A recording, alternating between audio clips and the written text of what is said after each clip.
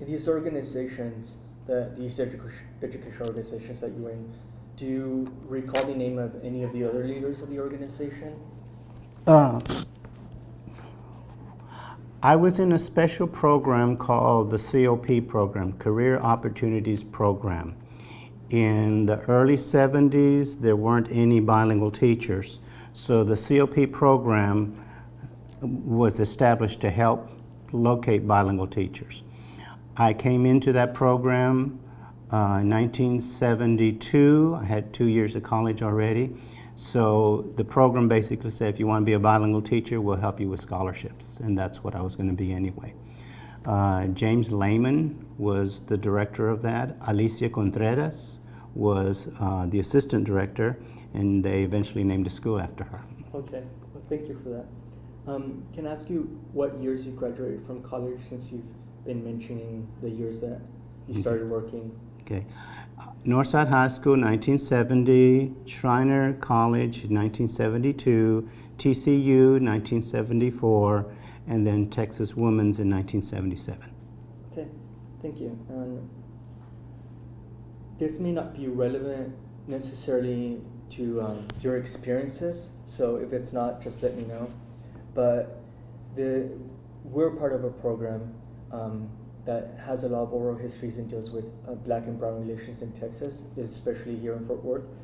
I wanted to know, in the educational field, since that's primarily your focus, what the racial relations were in the 70s, perhaps, when you started, if you had anything to do with teaching African American children or anything of that sort.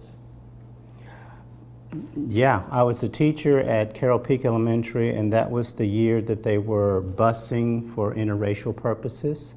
So Carroll Peak Elementary received all second graders, and then some were all black in some of the classes.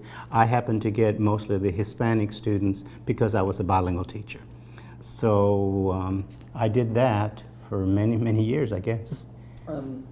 So were there Anglo children in this school, or was desegregation putting Mexican children and African American children together? The purpose of busing was to integrate the general school and to integrate the bust schools. I happened to be at the school where black, white, and brown would come because everybody in second grade was bused. Okay. So, and when they bust them over, they tried to keep the kids together. For example, Circle Park Elementary, Washington Heights Elementary, George Clark Elementary, they tried to keep them together. So I basically got Diamond Hill students, Washington Heights, and Circle Park. And then down the hallways, you know, Worth Heights and all them. So they tried to keep them together so that when they went back, they were still together. Okay. So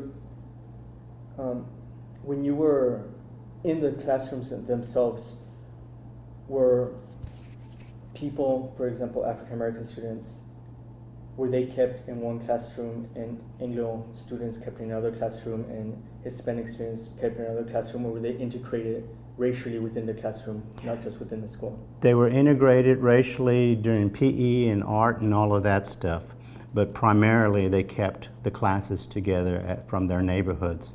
So, for example, Diamond Hill had a lot more Anglos than some of the other neighborhoods. Okay. And you have to understand that back then there was a pretty good mix of 50-50 Hispanics and Anglos. For example, Northside, when I graduated, we only had 20 Hispanics in the whole school. And now Northside is almost 99% Hispanics.